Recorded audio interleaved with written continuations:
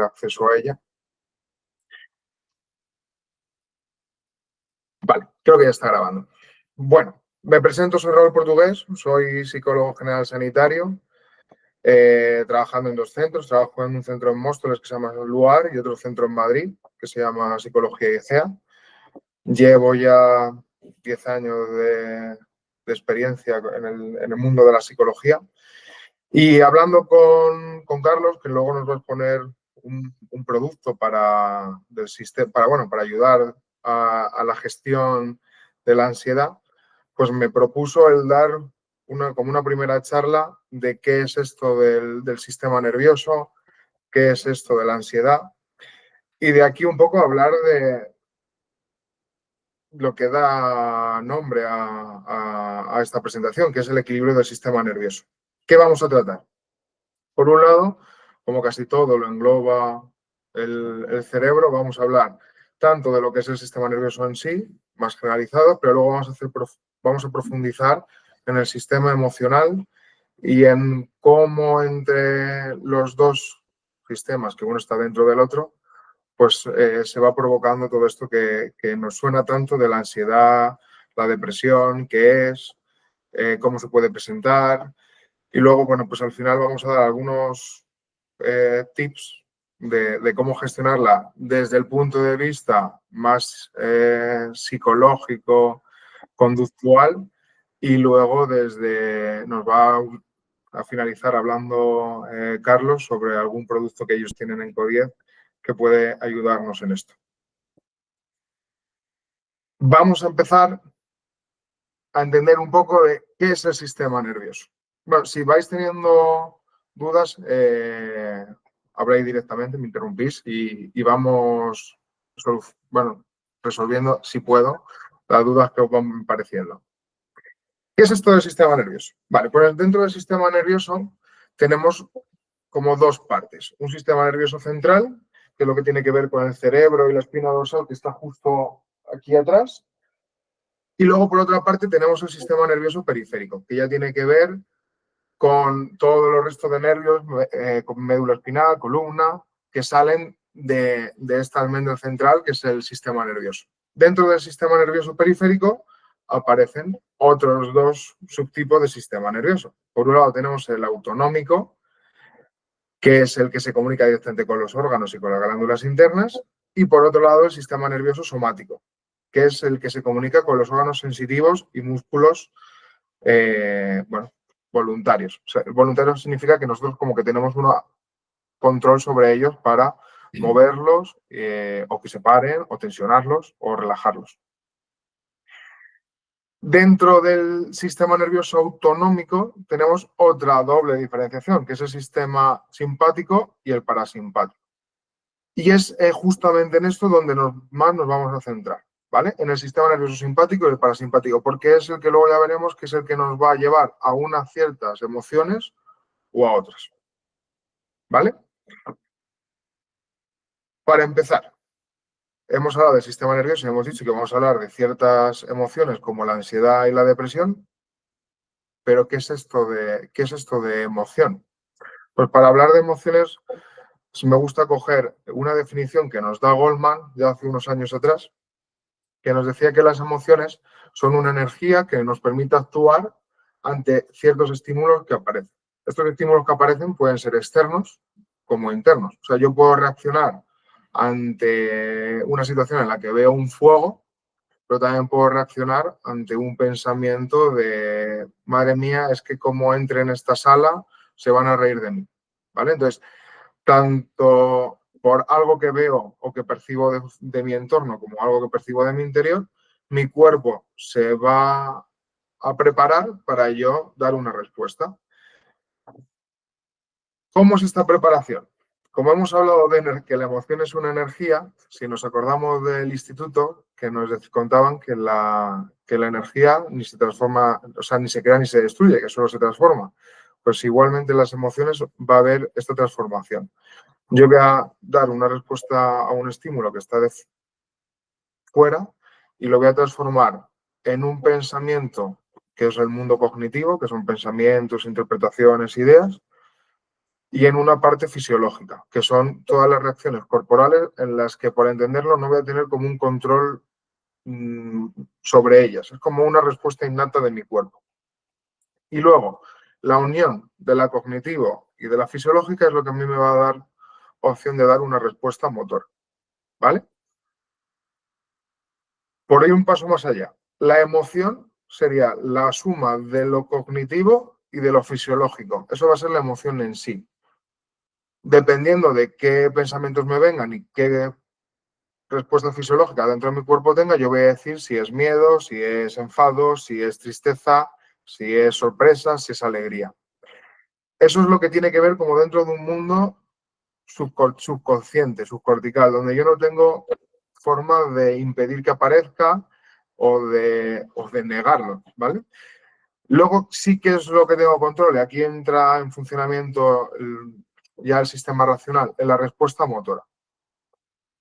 Entonces, como que la respuesta motora estaría como un poco fuera de lo que es la emoción, es lo que yo haría con la gestión de esa emoción. Para entenderlo, voy a poner un ejemplo.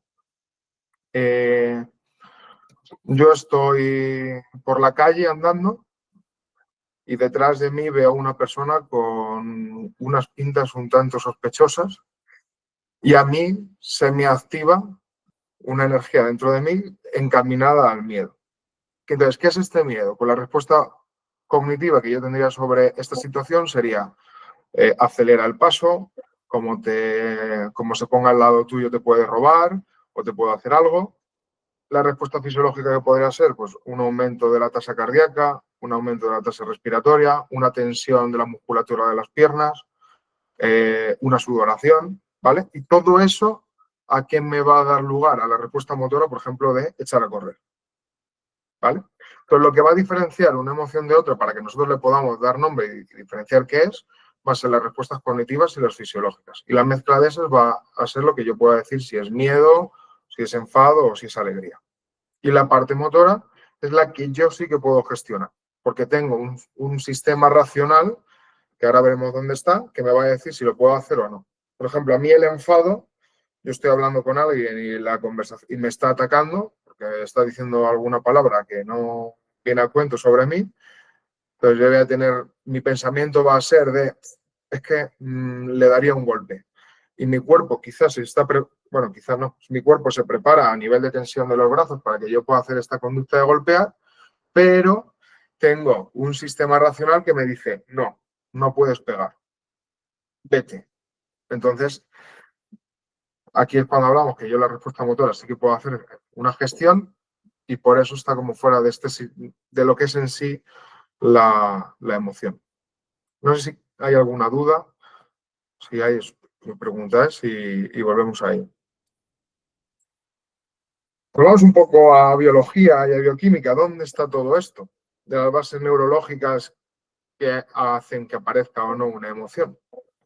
Como hemos hablado que las emociones son una respuesta ante estímulos externos, claro, para que yo pueda dar una respuesta, primero tengo que recibir esta estimulación que me llega. Entonces, necesito que toda la información del entorno me llegue a mí en unos receptores sensoriales. Receptores sensoriales tenemos muchos. Tenemos uno para el oído, otro para la vista, otro para el tacto, otro para el gusto y otro para la vista. No sé si lo he dicho o no. Los 5 sentidos que conocemos, pues tenemos 5 receptores sensoriales para cada estímulo. Una vez que me llega la información de estos, toda esta información va a pasar al tálamo. El tálamo es justamente lo que está en el centro de color morado. Una vez que lo recoge el tálamo, me voy a ir a la amígdala y de la amígdala va a pasar al córtex, que el córtex es lo que hemos dicho que está aquí, justamente como en nuestra frente.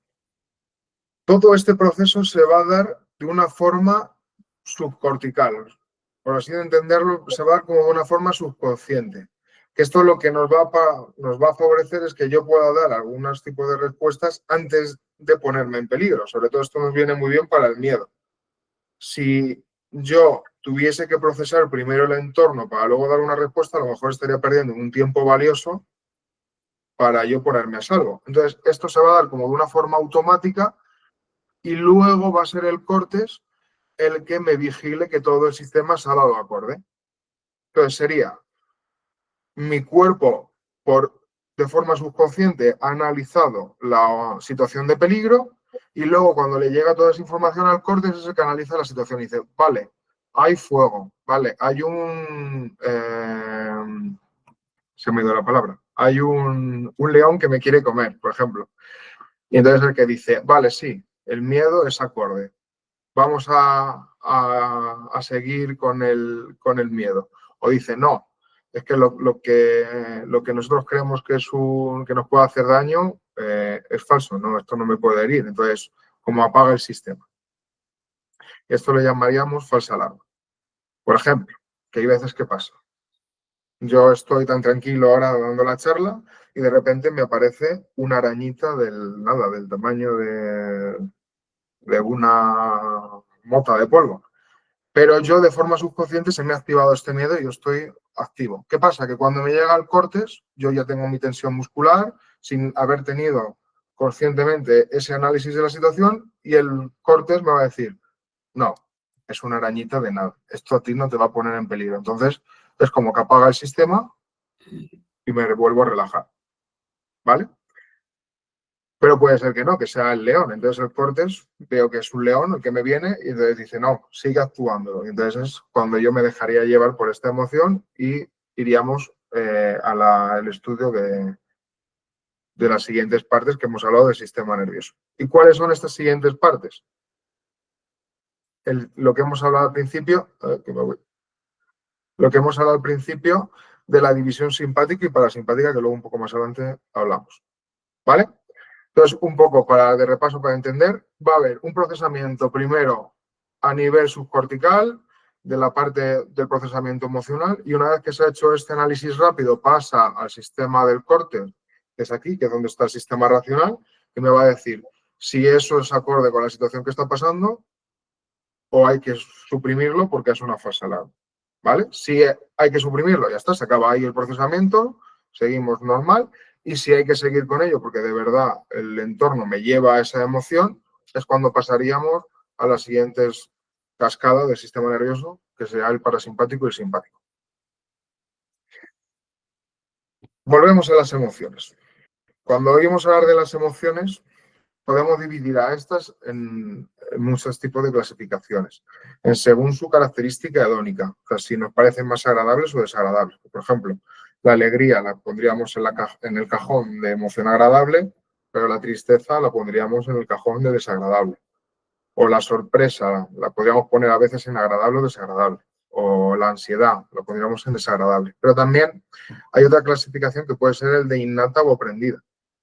Una emoción innata son con las que nacemos. No sé si habéis visto la película Del Revés, la de dibujos animados, que hay como los muñequitos que están dentro de la cabeza, que son unas emociones, pues esas que aparecen serían las emociones innatas, en la que casi todos los seres vivos, sobre todo los mamíferos, partiríamos con ella, que son la alegría, el enfado, el miedo, el asco, la tristeza, y en la película no sale en la primera, pero también se metería la sorpresa, ¿vale? Eso es en cuanto, no sé si alguno de vosotros tiene algún recién nacido, pues ya desde ese momento empezaríamos a tener estas emociones en nosotros. Y luego hay otras que se van adquiriendo según la edad, o bien por un desarrollo de nuestro cerebro, una maduración, como por ejemplo puede ser la envidia o la vergüenza, que se adquiere sobre todo más en etapas de un desarrollo cerebral posterior, porque necesitamos tener una idea de lo que somos nosotros y una empatía.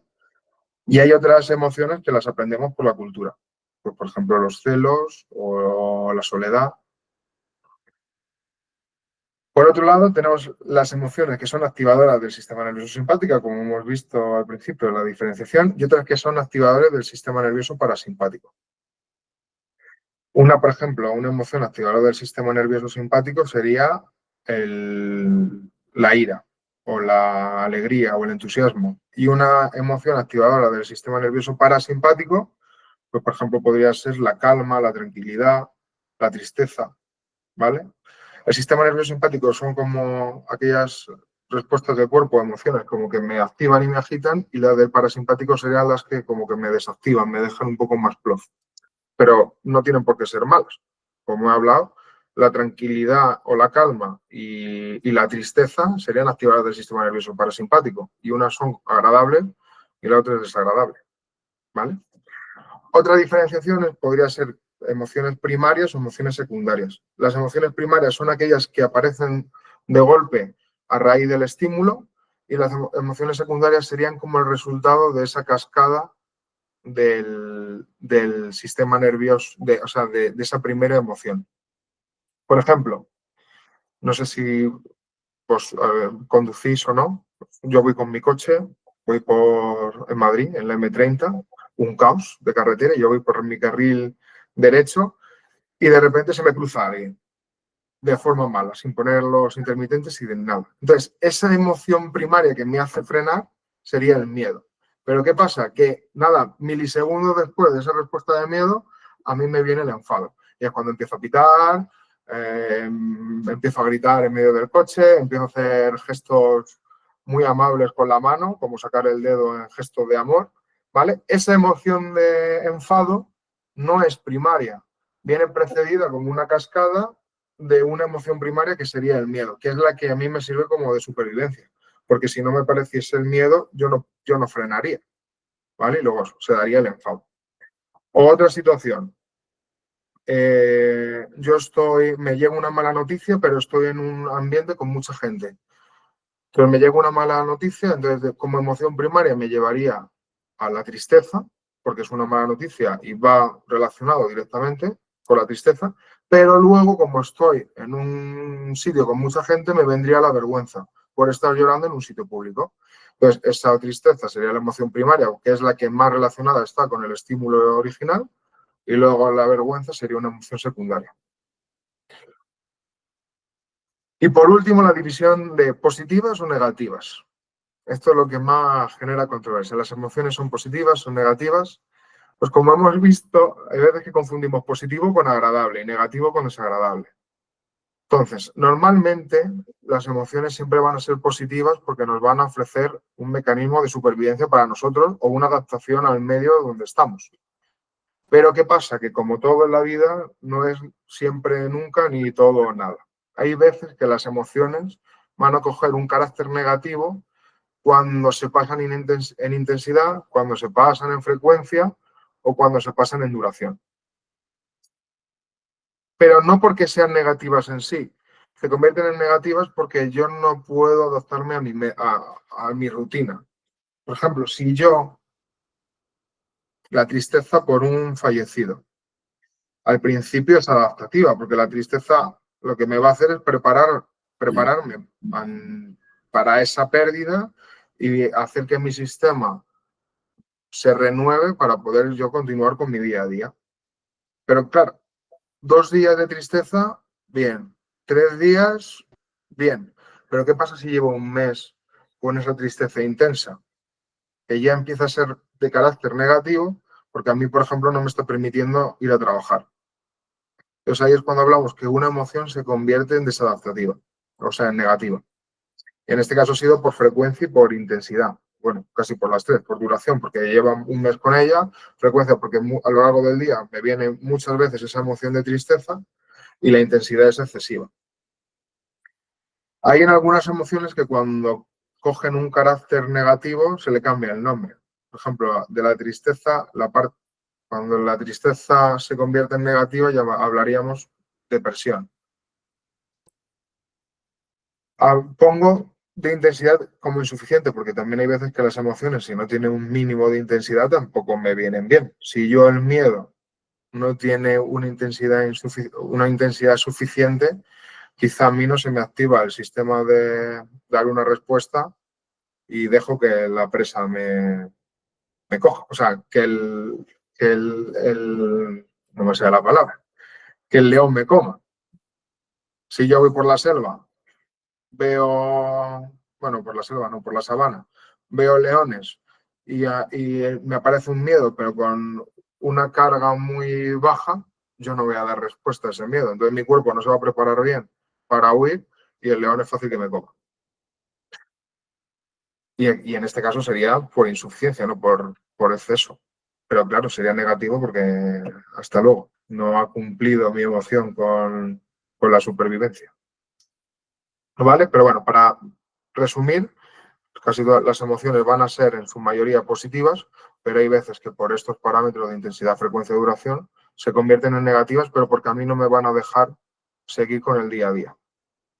Importante que el seguir con mi día a día y con mi rutina no significa que un día que no pueda trabajar bien o que no pueda estudiar bien se va a convertir en negativa. No. Cuando no me permite seguir con mi rutina es que durante mucho tiempo a mí no se me permite. Que hay mucha gente que dice, es que no me puedo permitir ponerme triste. Bueno, a ver, depende.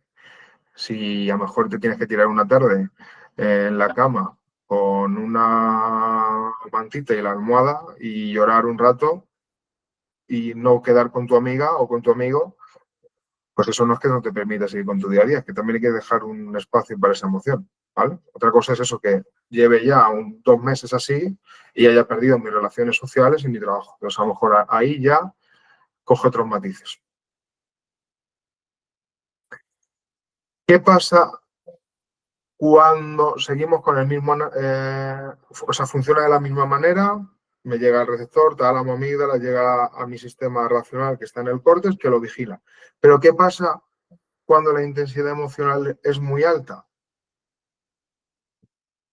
Que mi sistema racional deja de funcionar y no cumple esta función de vigía. Es como que todo este sistema prende en llamas y mi sistema racional solamente tiene efectivos para mandar bomberos para apagar el sistema emocional, pero ya no tiene más empleados para hacer la revisión de que todo está bien. Entonces, esto como lo vamos a llamar de forma común como que el incendio de la amígdala, ¿vale? Yo en un sistema normal, mi sistema racional no tiene que mandar bomberos y puede encargarse bien de la supervisión del sistema y ver si es mensaje verdadero o falsa alarma, pero cuando la intensidad emocional sube mucho, hablamos de que hay como un incendio amigdalar de todo el sistema y mi sistema racional colapsa porque no puedo hacer esas tareas de supervisión de lo que me llega o lo que no. Solamente pueden mandar bomberos para apagar fuegos. ¿Vale? Por eso también se convierte en negativa, porque ya no hay un control racional que me diga cómo actuar. Un ejemplo de esto sería, con la ansiedad se ve muy claro. Yo tengo un estímulo que puede ser que me está metiendo mucha presión laboral, a mí me aparece esta ansiedad, empiezo a controlarla, intento respirar, intento hacer algo que a mí me pueda ayudar, porque mi sistema racional todavía me está dando indicaciones de cómo puedo manejarla, pero llega un momento que sube la intensidad de esta ansiedad, que llega un ataque de pánico. Y este ataque de pánico sería un punto en el que ya mi sistema emocional está en llamas y ya mi sistema racional no tiene forma. Lo único que me queda en el ataque de pánico es esperar a que pase el tiempo y que vuelva otra vez a ver que la emoción se apague un poco, ¿vale? Pero ya, por ejemplo, ya en este ataque de pánico yo no tendría un control racional, ¿vale? Porque todos mis empleados del córtex están apagando el fuego y no en supervisar cómo puedo regularlo. ¿Bien? ¿Más o menos entendido? Sí. Pues vamos a profundizar en 2 emociones, que son un poco las que más problemas nos dan y las que están más en boca de todos en las reuniones sociales. La ansiedad. ¿Qué es la ansiedad? Pues la ansiedad es una emoción y por tanto nos va a dar una reacción a un estímulo que está, como hemos dicho, tanto fuera como dentro. Y nos va a avisar de que algo nos es peligroso o amenazante. Importante, la ansiedad y el miedo son primas hermanas. El miedo nos va a avisar de que hay un peligro inminente en el aquí y ahora, y la ansiedad es un peligro que puede ser en el futuro o que no es tan concreto.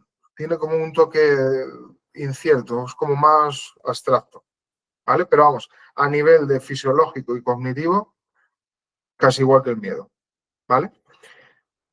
Las reacciones, igual, como todas las emociones, las reacciones de ansiedad, para cada persona actúa de una forma. Hay personas que sudan, hay otras que no. Hay otras personas que se activa más el sistema, o sea, la tasa cardíaca y la respiratoria. Hay gente que se la activa menos.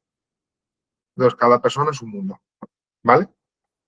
Lo que sí, no todo lo que hablamos más en lo colectivo es ansiedad, porque la ansiedad puede ser a una emoción, que es la que me prepara ante un estímulo que me es potencialmente peligroso. También puede ser un síntoma, cuando hablamos de ansiedad como estrés, pero en vez de decir estrés, lo ponemos como sinónimo de ansiedad y eso sería un síntoma, una respuesta fisiológica, como un rasgo de personalidad.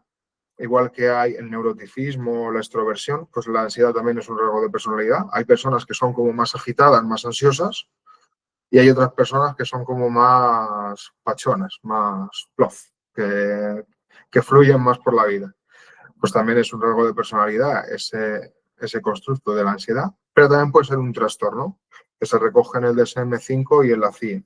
El trastorno de ansiedad, que dentro del trastorno de ansiedad, bueno, luego hay muchos tipos, pero para que sea un trastorno, no solamente tiene que estar el síntoma de ansiedad, se tiene que dar mucho más, como frecuencia, duración y más síntomas que el simple hecho del estrés, ¿vale? Como ejemplo de trastornos de la ansiedad, pues el trastorno de ansiedad generalizada, el trastorno obsesivo compulsivo, el trastorno o alguna fobia, ¿vale? ¿Y la tristeza qué es? Pues igual que la ansiedad, es una emoción que nos informa de que ha habido una pérdida. Y esta pérdida puede ser personal, de que fallezca una persona, puede ser una pérdida material, que se me pierda algo que para mí era importante, no sé, un collar que era de mi abuela. Pues eso, esa pérdida de ese collar también a mí me va a generar tristeza. O también puede generarme tristeza una pérdida de una creencia.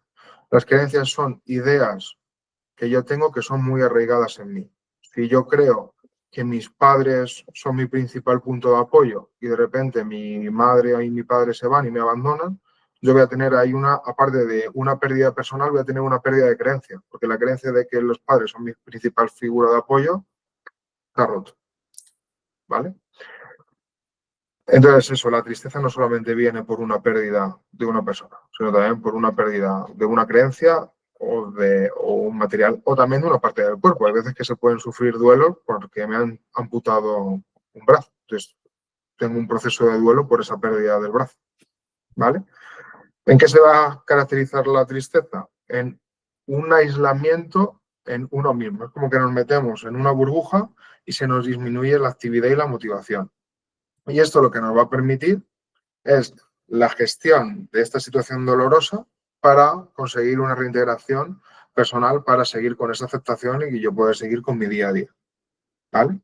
Una de las características que tiene la tristeza es que es una de las emociones que más empatía dan y por tanto favorece mucho la cohesión con otras personas. Aunque es verdad que en el mundo en el que vivimos, de tan robotizados y cada uno tan en lo nuestro, cada vez va perdiendo más punto esta cohesión que viene de la tristeza. Pero bueno, aún así, la tristeza es una de las emociones que más empatía da.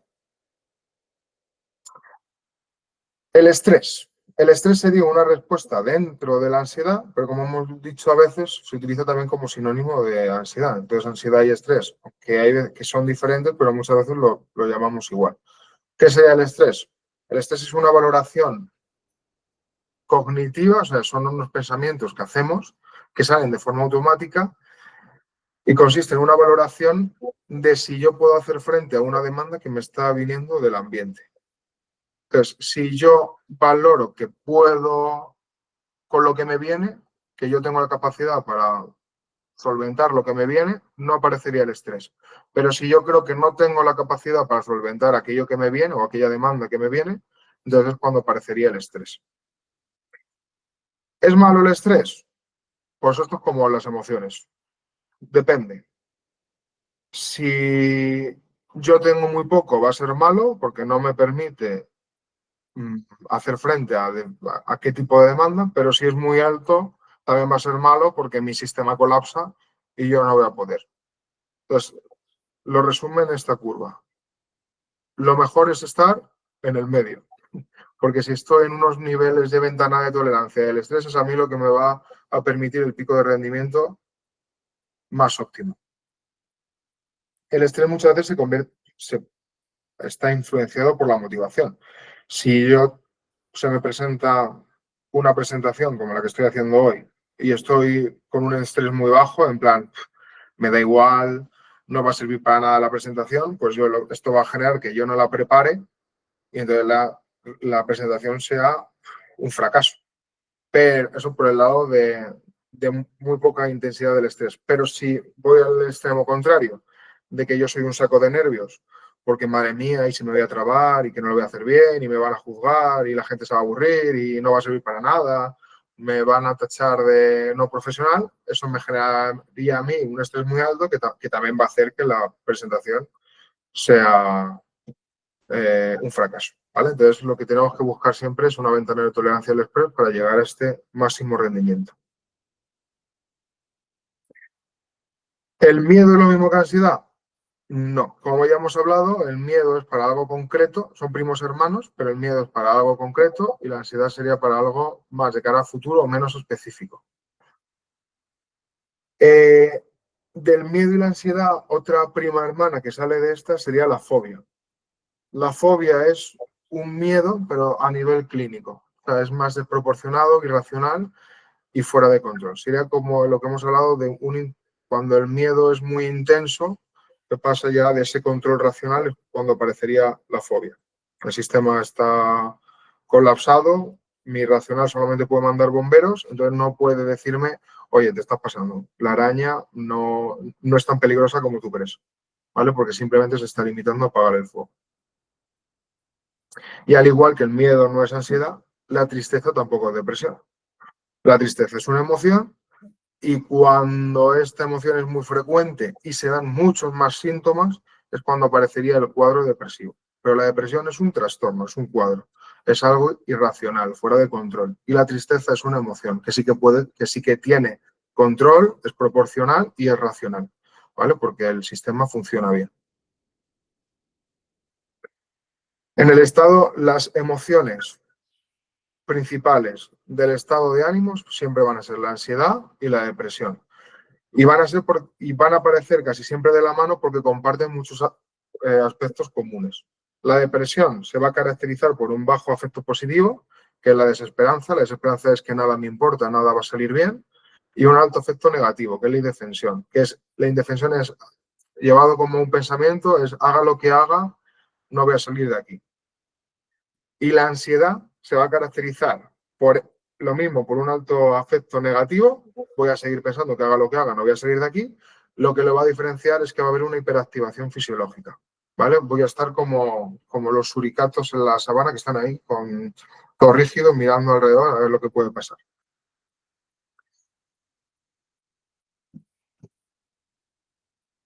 Volvemos atrás.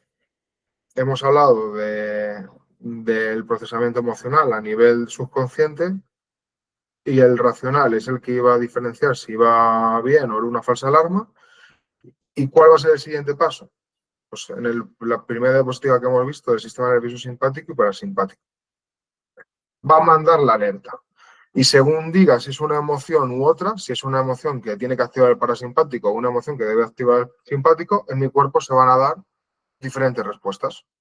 Por ejemplo, si aparece que mi sistema dice que se tiene que activar el parasimpático, pues por ejemplo voy a tener síntomas a nivel fisiológico como la contracción de pupilas, la estimulación de la saliva, la contracción de las vías aéreas, la ralentización de las pulsaciones, la activación de la digestión, la contracción de la vejiga para que yo pueda orinar o defecar, en el caso del colon.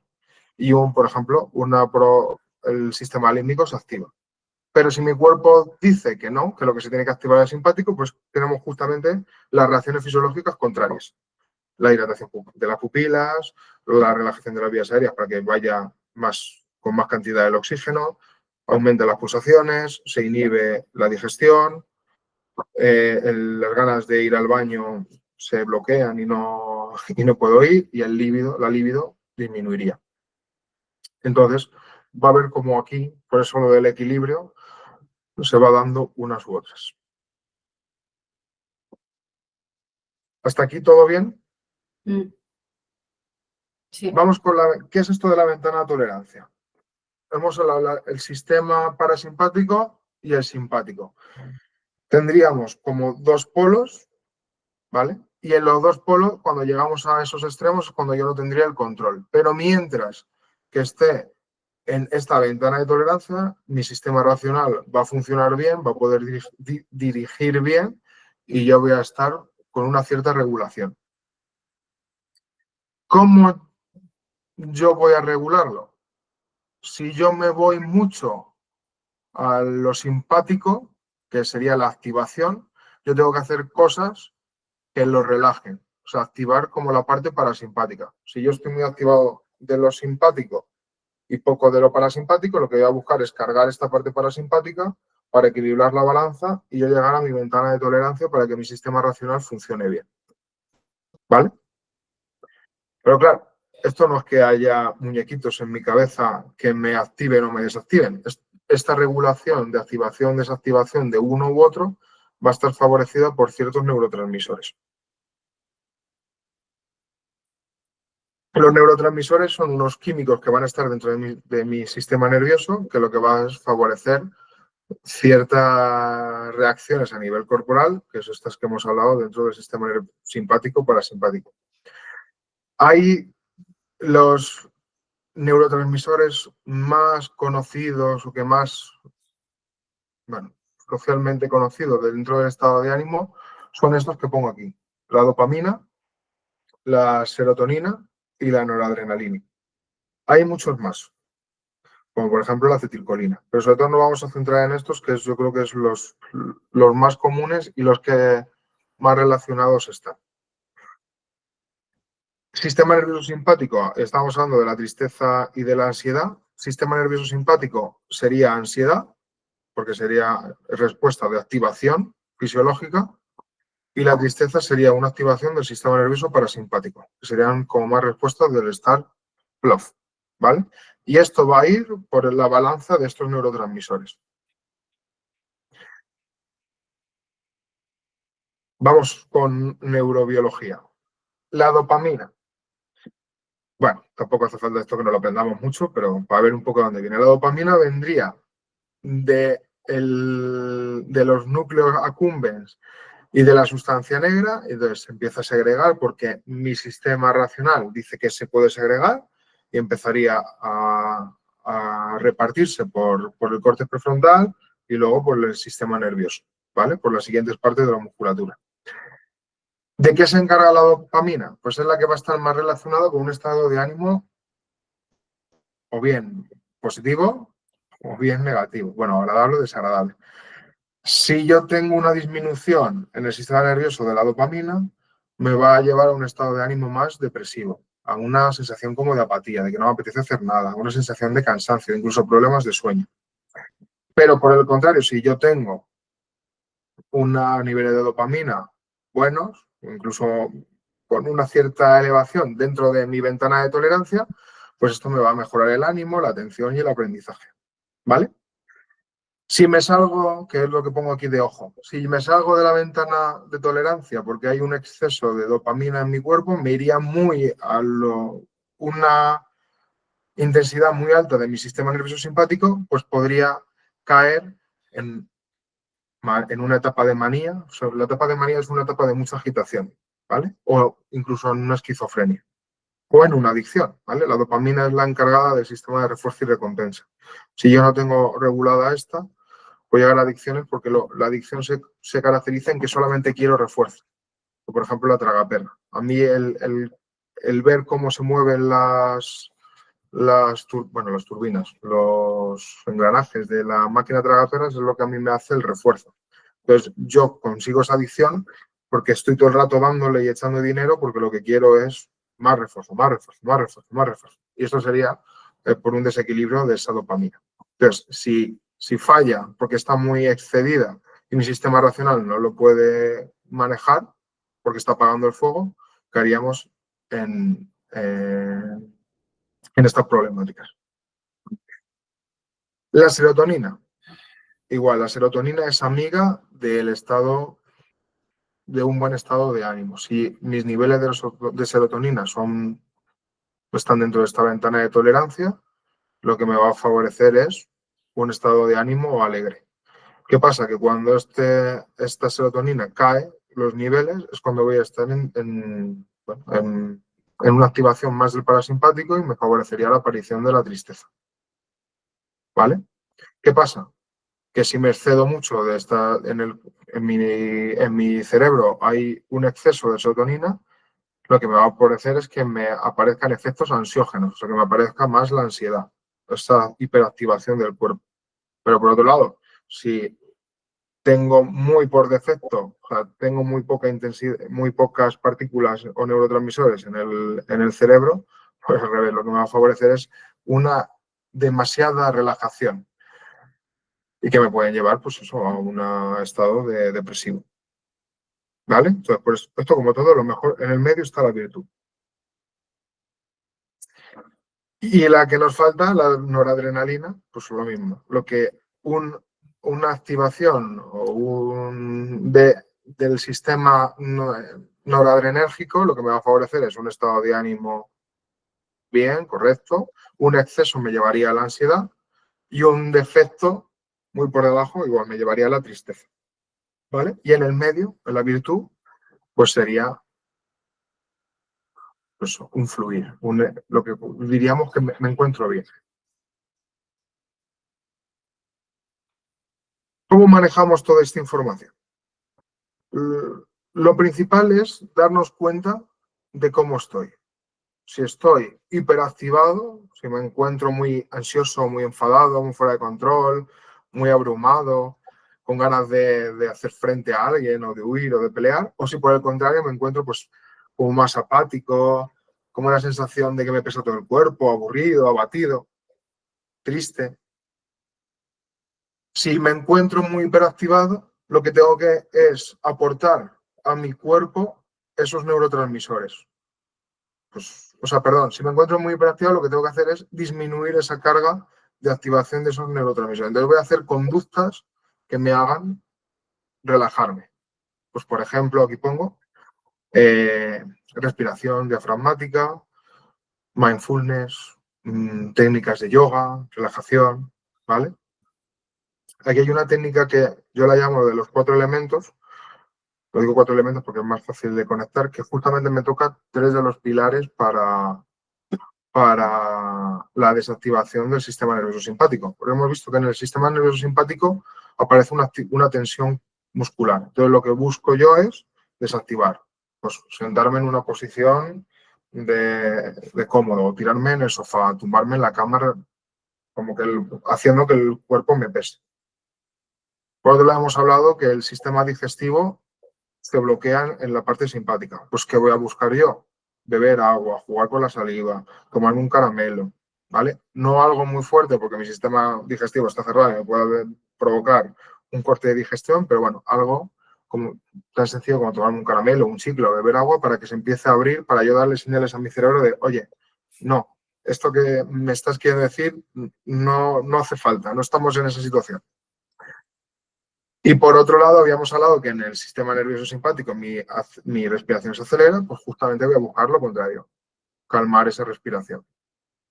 ¿Vale? Eso, bueno, serían unos pequeños tips para equilibrar la balanza. Yo estoy muy activado por el simpático y le estoy metiendo una carga de conductas que activarían más el parasimpático para llegar al equilibrio. Eso a nivel psicológico. ¿Qué productos naturales yo puedo consumir para que se dé esto mismo, para que a mí se me activen estos ciertos neurotransmisores o se me desactiven estos ciertos neurotransmisores para activar el parasimpático? Pues, por ejemplo, compuestos que tengan valeriana, pasiflora, manzanilla, melisa, lúpulo, amapola de California, ¿vale? Pues, por ejemplo, no sé si hay alguna platila, una manzanilla cuando estoy un poco agitado y me preparan una manzanilla, pues eso me desactiva porque me conecta con el parasimpático. Por el otro lado, una hipoactivación, o sea, según activación del parasimpático. Estoy como esa sensación de plop, de aislamiento, de que no me apetece hacer nada. Pues, ¿qué tengo que meterle al cuerpo? Actividad. Cosas que me gusten. Pues, por ejemplo, si estoy que no me apetece nada, pues a lo mejor es el momento para darme un caprichito. Me como una onza de chocolate, porque eso me va a favorecer esa recompensa de que se me active la dopamina y entre en una activación del simpático para llegar a esa ventana de tolerancia. Comer algo que me guste, hacer alguna actividad que me guste, movilizar mi cuerpo, hablar y llamar a un amigo, a alguna amiga, quedar con alguien, ¿vale? Todo eso me va a favorecer la generación de adrenalina, serotonina y dopamina para equilibrar la balanza. Recursos naturales, pues triptófano, omega 3, magnesio, ginseng, té rojo, ¿vale? Que son productos que me van a provocar una activación del simpático, ¿vale? Todo esto a nivel fisiológico y conductual. Pero claro, no nos podemos olvidar también del trabajo cognitivo. Si yo estoy pensando que nada tiene sentido, que no voy a salir de aquí, que madre mía, qué mala noticia me han dado, yo por mucho que salga a la calle a dar una vuelta, pues no me va a ser suficiente. Entonces tengo que hacer también un trabajo ahí cognitivo de regulación de mis pensamientos, generar pensamientos alternativos que me vayan mejor, porque también, como hemos visto, las emociones se pueden activar por estímulos internos. Si yo genero un pensamiento alternativo más positivo, eso también me va a generar una cierta dopamina y una cierta cantidad de serotonina que me va a venir bien si encima lo acompaño de esa activación conductual. Eso por ejemplo, la tristeza. Para la ansiedad lo mismo. Si yo pienso que, madre mía, mi jefe la tiene tomada contra mí o no voy a poder alcanzar lo que me piden, por mucho que yo esté haciendo yoga, no va a servir. Entonces tengo que generar un pensamiento alternativo de, bueno, puedo con ello, ya lo he hecho más veces. Entonces esa recompensa que me doy a mí mismo va a disminuir la cantidad de serotonina o adrenalina que tenga en el cuerpo para que esté en equilibrio y junto con el yoga, pues por poner un ejemplo, pues conseguiría el estado óptimo. Entonces, necesito a nivel, pero vamos, tanto como de toma de productos naturales o medicamentos que están basados en estos, como conductual, necesitaría siempre el apoyo del trabajo cognitivo. ¿Vale? Pues hasta aquí, no sé si queda alguna duda. De todo, sé que ha sido un poco rápido, mucha información en 50 minutos. Espero que haya quedado más o menos claro de cómo funciona nuestro sistema nervioso cuando aparecen ciertas emociones como la tristeza y la ansiedad. Y bueno, a forma de tips, claro, esto es un trabajo mucho mayor, ¿no? Al final, no solamente por hacer yoga y conseguir pensamientos alternativos, voy a conseguir una regulación perfecta de la ansiedad, sobre todo si el estímulo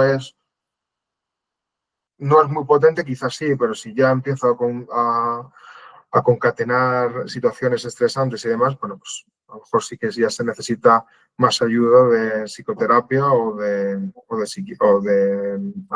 un elemento más químico. Pero bueno, un poco por algunos tips sería esto, intentar encontrar el equilibrio entre el sistema nervioso simpático y parasimpático con ayuda, bueno, de la liberación o disminución de estos neurotransmisores a partir de la activación conductual o de comportamientos como del trabajo cognitivo o del consumo de lo que hemos hablado, como valeriana o triptófano omega 3 o ginseng, dependiendo de qué es lo que quiero activar o desactivar. Pues ahora Carlos nos va a hablar de uno de sus productos más relacionados con el tema de la ansiedad y que nos cuente un poco qué componentes tiene y el por qué nos ayuda un poco al trabajo de este estrés. Así que os dejo con Carlos y si luego al final tenéis algún tipo de dudas, pues me preguntáis o nos preguntáis.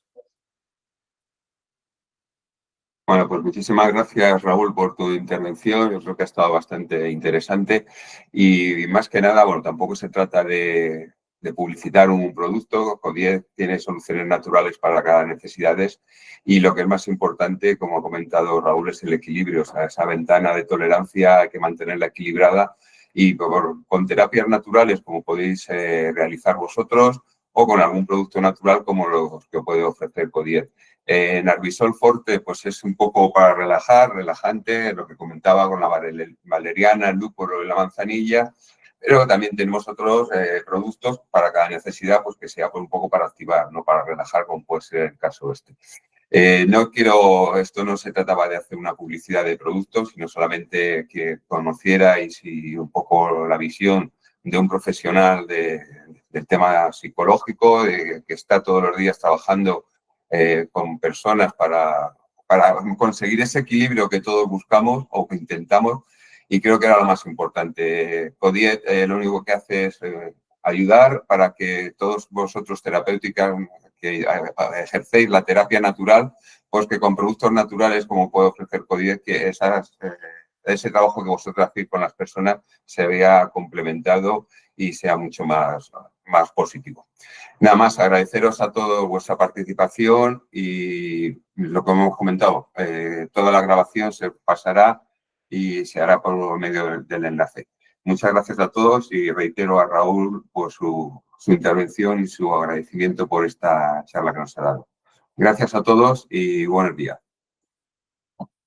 Bueno, no sé si os queda alguna, si queréis, si os queda alguna duda o comentar alguna cosa, o si está todo claro. Sí, creo que Nieves levantó la mano, pero no sé si tiene alguna duda.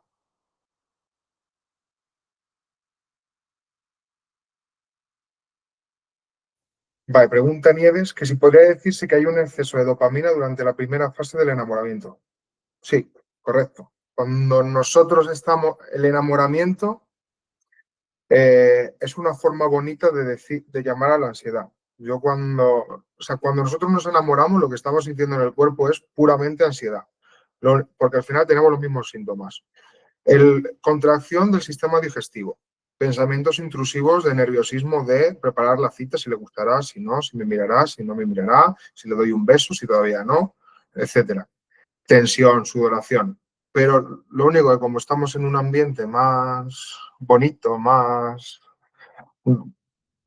cómodo, pues en vez de llamarlo ansiedad, le llamamos enamoramiento.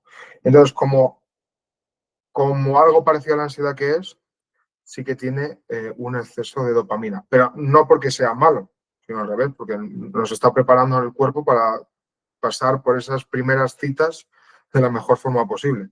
Si no es lo que hemos hablado, nos daría igual esa situación y sería un desastre de primera cita, ¿vale? Pero sí, como en esa primera cita tenemos una gran cantidad de refuerzos, porque son cosas agradables, pues por cada cosa agradable vendría como un chute de dopamina. Nada, a ti por preguntar. No sé si alguno más tiene alguna pregunta, alguna curiosidad.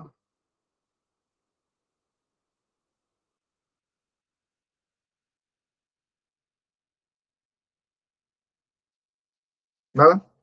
Pues nada, pues muchas gracias por vuestra asistencia y nada, espero que os haya servido un poco para entender y profundizar un poquito más en todo este sistema emocional que es muy largo y que nos daría para muchas sesiones.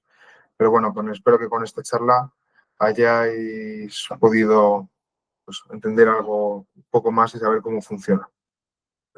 Pues nada, muchas gracias a todos y espero que tengáis muy buena semana y si para cualquier duda, pues este es mi nombre, Raúl Portugués, podéis contactar conmigo a través del correo electrónico, que es raulportuguespsicología@gmail.com, ¿vale? Lo repito, raulportuguespsicología@gmail.com, pues tenéis algún tipo de duda, no solamente por sesión, por alguna duda o curiosidad, podéis contactar conmigo sin ningún problema.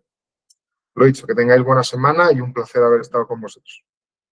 Chao.